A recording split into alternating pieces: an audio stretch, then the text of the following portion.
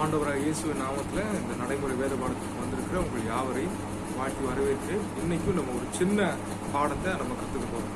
ஒரு வெற்றியான கிறிஸ்தவ வாழ்க்கை அல்லது வெற்றியுள்ள ஒரு பரிசுத்த ஜீவியம் வாழ்றதுக்கு ஒரே ஒரு நேரடியான எளிமையான ஒரு ரகசியத்தை வேதத்திலிருந்து சொல்ல போறேன். நமக்கு நிறைய காரியங்கள் தெரியும், நிறைய சத்தியங்கள், நிறைய உபதேசங்கள் பரிசுத்தத்தை பத்தி இருக்கு. பட் நேரடியானதும் எளிமையானதுமான ஒரே ஒரு ரகசியம். ஆனா நம்ம இதை ரொம்ப முக்கியமா கருதி இருக்க மாட்டோம். ஸோ என்னுடைய வாழ்க்கையிலேயே பல தோல்விகளுக்கு பின்பாக ஒரு விஷயம் நாங்கள் ஒரு தவறான உபதேசத்திலையும் மாட்டிக்கிட்டோம். அதுல இருந்தெல்லாம் வெளியில வந்து நீண்ட நாட்கள் ஜெபித்து தேவனுடைய பாதத்தில் காத்திருந்து வெயிட் பண்ணிட்டு இருக்கும்போது கற்றுக்கொண்ட ஒரு சத்தியம் தான் இது. ஆனா ரொம்ப ரொம்ப முக்கியமான அடிப்படையான சத்தியம். நிறைய கிறிஸ்தவர்கள், பெரும்பாலான கிறிஸ்தவர்கள் இதை மிஸ் பண்ணுவோம். ஆனா நம்ம இதை கற்றுக்கொள்ள போறோம். எல்லாருமே வேதத்தை வச்சிருந்தீங்கன்னா பழைய ஏற்பாட்டில் உபாகமம் 28ஆம் அதிகாரத்தை திருப்பிக் கொள்ளுங்க. உபாகமம் 28ஆம் அதிகாரத்துல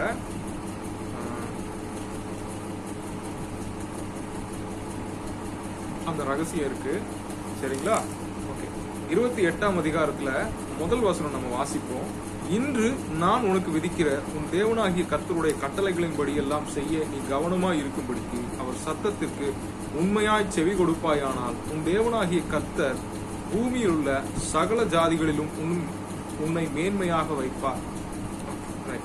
இப்ப இந்த வசனம் என்ன சொல்றது அப்படின்னா, தெரிஞ்சதுதான், தேவனாகிய கர்த்தருடைய கட்டளைகளின்படி செய்ய நீ கவனமா இருந்தேன்னா உனக்கு என்னென்ன ஆசீர்வாதங்கள் வரும் அப்படின்னு சொல்லி இந்த வசனம் சொல்லுது. ஃபர்ஸ்ட் எடுத்தோடனே ஆண்டவர் என்ன சொல்றாரு, நீ எல்லா தேசங்களிலும் மேன்மையுள்ள ஜனமா இஸ்ரவேலே இருக்க போற அப்படின்னு சொல்லி இஸ்ரேல் தேசத்தை பார்த்து சொல்றாரு. அதுக்கப்புறமா நிறைய காரியங்கள் சொல்லிக்கிட்டே வர்றாரு. 2வது வசனத்தையும் நம்ம பார்ப்போம். நீ உன் தேவனாகிய கர்த்தரின் சத்தத்திற்கு செவி கொடுக்கும் போது இப்பொழுது சொல்லப்படும் ஆசீர்வாதங்கள் எல்லாம் உன்மேல் உனக்கு பலிக்கும். என்னென்ன ஆசீர்வாதங்கள் அப்படின்னு சொல்லி நிறைய ஆசீர்வாதங்கள் இருக்கு. நீ பட்டணத்திலும் ஆசீர்வதிக்கப்பட்டிருப்பாய், வெளியிலும் ஆசீர்வதிக்கப்பட்டிருப்பாய், கூடை மாப்பிசைகிற தொட்டி இதெல்லாம் ஆசீர்வதிக்கப்பட்டிருக்கும். உன்னுடைய மிருக ஜீவன்கள், உன்னுடைய மந்தைகள், குழந்தைகள், பிள்ளைகள் எல்லாமே ஆசீர்வதிக்கப்பட்டிருக்கும். ஒரு வழியா வருவாங்க, உனக்கு எதிராக 7 வழியா ஓடுவாங்க. இந்த மாதிரி நிறைய விஷயங்கள் இருக்கு. ஆனா நம்ம நோட் பண்ணாத ஒரு விஷயம், பட் பரிசுத்தத்துக்கு ஒரு ரகசியமா ஆண்டவர் சொல்லியிருக்காரு. ஆனா இது நேரடியான வசனம், எளிமையா அப்படியே தெரியும். ஆனா பரிசுத்தத்திற்கான ஒரு ரகசியம் இன்னைக்கு தான் நம்ம கத்துக்க போறோம். 9வது வசனத்துக்கு நீங்க வாங்க. ஓகே, நீ உன் தேவனாகிய கர்த்தரின் கட்டளைகளை கை கொண்டு அவர் வழிகளில் நடக்கும் போது கர்த்தர் உனக்கு ஆணையிட்டபடியே உன்னை தமக்கு பரிசுத்த ஜனமாக நிலைப்படுத்துவார். நல்லா கவனிங்க. நீ உன் தேவனாகிய கர்த்தரின் கட்டளைகளை கை கொண்டு அவர் வழிகளில் நடக்கும் போது கர்த்தர் உனக்கு ஆணையிட்டபடியே உன்னை தமக்கு பரிசுத்த ஜனமாக நிலைப்படுத்துவார். நல்லா கவனிச்சிங்களா? அப்போ தேவன் என்ன சொல்றாரோ அந்த கட்டளைகளை கீழ்ப்படிந்து நம்ம நடக்கும்போது, அதன் வழியில நடக்கும்போது தேவன் ஆணையிட்டபடியே நம்மை பரிசுத்த ஜனமாக நிலைப்படுத்துவார். இது நம்ம என்னென்னமோ நினைச்சுக்கிறோம். ஆனா பரிசுத்தத்துக்கு என்ன ரகசியம் அப்படின்னு சொல்லி பல நாட்கள் ஜெபித்து கேட்கும் போது ஆண்டவர் இது எளிமையா சொல்லி கொடுத்தாரு. அப்படின்னு என்னன்னா, நம்ம நிறைய நேரத்துல நம்ம யோசிப்போம், அப்ப 10 கற்பனைகளை கை கொள்ளணுமா அப்படின்னு நம்ம யோசிப்போம். கட்டளைகள் அப்படின்னா உடனே 10 கற்பனைகளுக்கு போயிடுவோம். 1613 கற்பனைகள் நியாயப்பிரமாணத்துல இருக்கு, இதெல்லாத்தையும் கை கொள்ளணுமா அப்படின்னு சொல்லி இதெல்லாம் போயிடுவோம். ஓகே, இப்ப 10 கற்பனைகளை பத்தி பேசல. நல்லா கவனிங்க. கட்டளைகள் அப்படின்னா இன்ஸ்ட்ரக்ஷன்ஸ், ஆங்கிலத்துல அறிவுரைகள். அதாவது நீங்க அனுதினமும் ரெகுலர் பேசிஸ்ல வேதத்தை ஒழுங்கா நீங்க வாசிச்சுட்டு வரும்போது பரிசுத்த ஆவியானவர் எழுதப்பட்ட வார்த்தையிலிருந்து அவர் சில வார்த்தைகளை உரைப்பார். அதுக்கு பேர் உரைக்கப்பட்ட வார்த்தை. ஒன்னு எழுதப்பட்ட வார்த்தை. வேதம் அப்படிங்கிறது எழுதப்பட்ட வார்த்தை, லோகோஸ். சரிங்களா? அதுல இருந்து பரிசுத்த ஆவியானவர் பேசக்கூடிய வார்த்தை ரேமா. சோ இதுதான் எபிரேயர் 3ஆம் அதிகாரம் 4ஆம் அதிகாரத்துல எல்லாம் வாசிக்கிறோம். இன்று அவருடைய சத்தத்தை கேட்பீர்களாகில் வனாந்திரத்துல கோபம் ஊட்டின மாதிரி உங்க இருதயத்தை கடினப்படுத்தாதீங்க.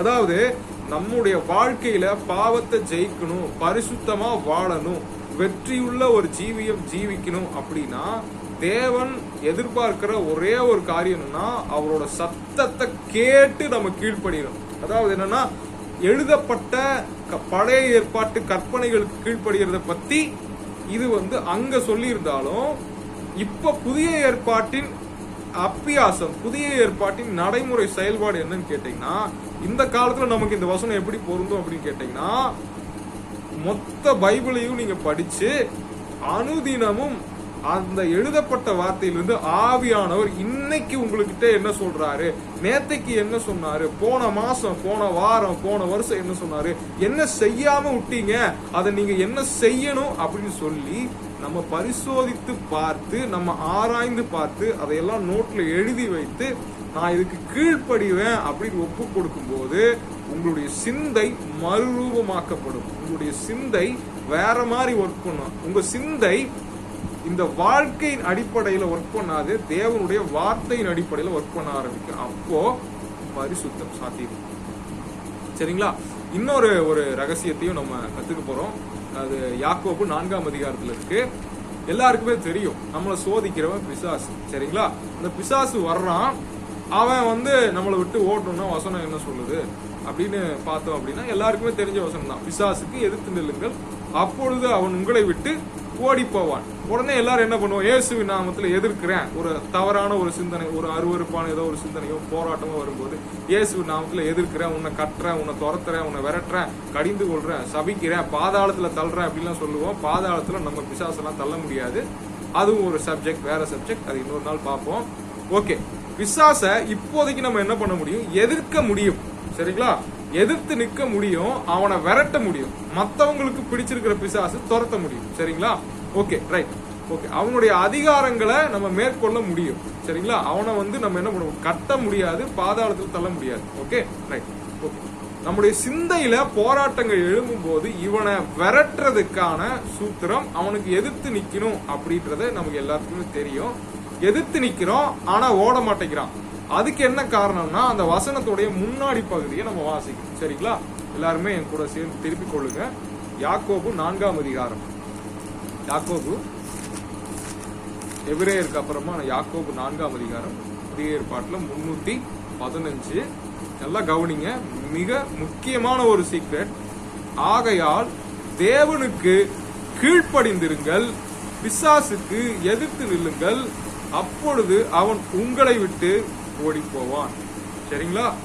அப்போ நம்ம நிறைய நேரத்துல தேவனுக்கு கீழ்ப்படியாமையே நம்ம பிசாசுக்கு எதிர்த்து நிக்கிறோம். அதனாலதான் அவன் பிசாசு ஓட மாட்டேங்கிறான். நல்லா கவனிங்க, என் ஆடுகள் என் சத்தத்தை அறிந்திருக்கிறதுன்னு சொல்றாரு. ரட்சிக்கப்பட்ட உடனேயே நாம் தேவனுடைய ஆட்டுக்குட்டியாய் மாறிவிட்டோம். அதாவது கிறிஸ்துவின் நல்மைப்பராகிய கிறிஸ்துவுடைய ஆடுகளா மாறிட்டோம். அதுல இருந்து அவர் பேச துவங்குறார். ரட்சிக்கப்பட்டதுல இருந்து ஆவியானவர் பேச துவங்குறார். ஆனா இதையெல்லாம் நிறைய நேரத்துல நம்ம கவனிக்காம என்ன பண்ணுவோம், நம்ம மாம்சத்துக்கு இடம் கொடுத்து, ஜென்ம சுபாவம் என்ன சொல்லி கொடுக்குதோ, ஜென்ம சுபாவத்துல இருந்து பிசாசு என்ன சொல்லி கொடுக்குறானோ அதை கேட்டு கேட்டு கேட்டு அவனுக்கு கீழ்ப்படிஞ்சுட்டே இருக்கிறதுனால பாவம் தான் கடைசியா செய்வோம். சரி, ஓகே. ஆவியின்படி நடக்கிறது, இந்த மாதிரி எல்லாம் நிறைய வார்த்தையை கேட்டுப்போம். அப்படின்னா என்னன்னா, ஒண்ணுமே இல்லை, சிம்பிள், வெரி சிம்பிள். பரிசுத்த ஆவியானவர் ரட்சிக்கப்பட்ட நாள்ல இருந்து நம்ம கிட்ட பேச ஆரம்பிப்பாரு. அத நம்ம இருதய கடினத்தினால உதாசீனப்படுத்தாம டக்கு டக்கு டக்கு டக்குன்னு, அதாவது சில பேர் சொல்லுவாங்க, சில ஊழியக்காரங்க சொல்லுவாங்க, ஆண்டவர் கோடு போட்டா நம்ம ரோடு போடணும். அந்த மாதிரிங்க, நம்ம எப்பயுமே ஆண்டவர் சொன்னார்னா நான் முடிச்சிருவேன் அப்படிங்கிற மாதிரி ரெடியா இருக்கணும். ஆண்டவர் ஒரு விஷயத்த சொல்றாரா, அதை நான் அப்படியே கீழ்ப்படிவேன். யாரெல்லாம் கீழ்ப்படுகிறாங்களோ அவங்கனால மட்டும்தான் பரிசுத்த வாழ்க்கை வாழ முடியும். அதுதான் இந்த உபாகம் 28ஆம் அதிகாரம் 1வது வசனத்திலிருந்து நம்ம பார்த்தோம். 1, 2, 8வது வசனம் இதெல்லாம் நம்ம பார்த்தோம்.